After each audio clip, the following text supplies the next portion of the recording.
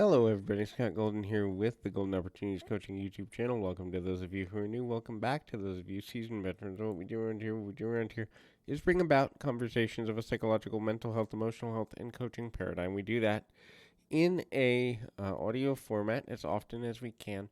It's been about a week. I've had some interesting challenges happen on by, and so it took me a minute to get back here, but we're here.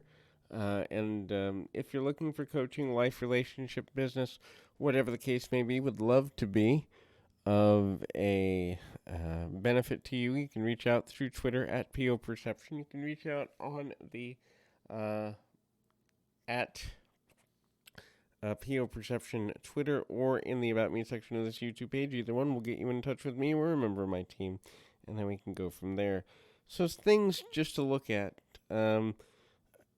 Habits that make you more attainable, attachable, and easier to connect with for people should you want to enhance friendships or romantic relationships, potential connections of a long or medium term nature. So the first is putting time into the other person. A person wants to know they're a priority, and the quality of time and quantity of time you spend with them will denote that desire to connect on a deeper level. So that can be super valuable for a number of reasons. The more time you spend with a person, the more consistency you show, the more they begin to trust that your intention for them is pure. Secondarily, the more time you spend with a person, the easier they are to get to know. You can't get to know someone if you don't put the time in. Thirdly, by choosing them over another individual, you're also meeting one of their human needs, which is significance. Obviously, we all want to feel that we are important, we are special, we are significant. And so, when we are connecting with a new person or attempting to connect with a new person, making them feel significant by putting in consistency of time is one of the most valuable things we can do for their benefit. Next thing is exposing our flaws. Now, this sounds counterintuitive, but just hold on for a second.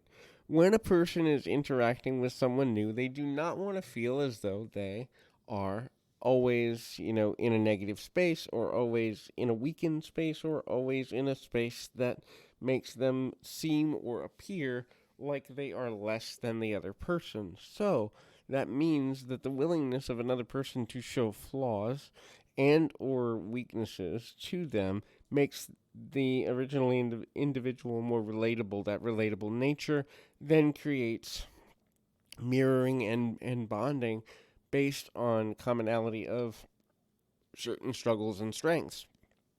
The next thing to look at is understanding how to compliment whatever is going on with a person. Giving genuine compliments and being sincere about the compliments you do give is important and valuable and super special. Now, obviously, you don't want to flood a person with compliments, but mirroring their language, mirroring their body language, mirroring their nonverbal cueing, but also giving them compliments that are genuine, especially if they are struggling in a certain area, like, hey, I know you think you look off or weak or whatever, but in reality, there is a value to what you're doing and where you're going. The next thing is kind of the mirror image piece. When you mirror a person, they become more comfortable with you because you're like them.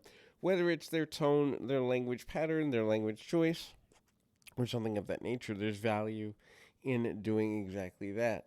When you are willing to share commonalities and seek out more commonalities to share consistently, you're also enhancing and increasing the likelihood of the benefit of a relationship overall for both parties. And the next thing is being open to new experiences with that individual. Now, openness doesn't necessarily always have to mean agreement, although sometimes it can, and it often is helpful if it does. But openness is just, hey, you could teach me something, I could teach you something. We could both grow and learn as human beings together, and thus benefit from being in relationship with the other. When a person believes that the relationship is mutually beneficial, they then become more likely and willing and capable of connecting on a deeper intellectual and emotional level in a manner that's beneficial to everyone involved. So hopefully this is helpful. Keep your feet on the ground, your mind in the moment. Till next time, everybody.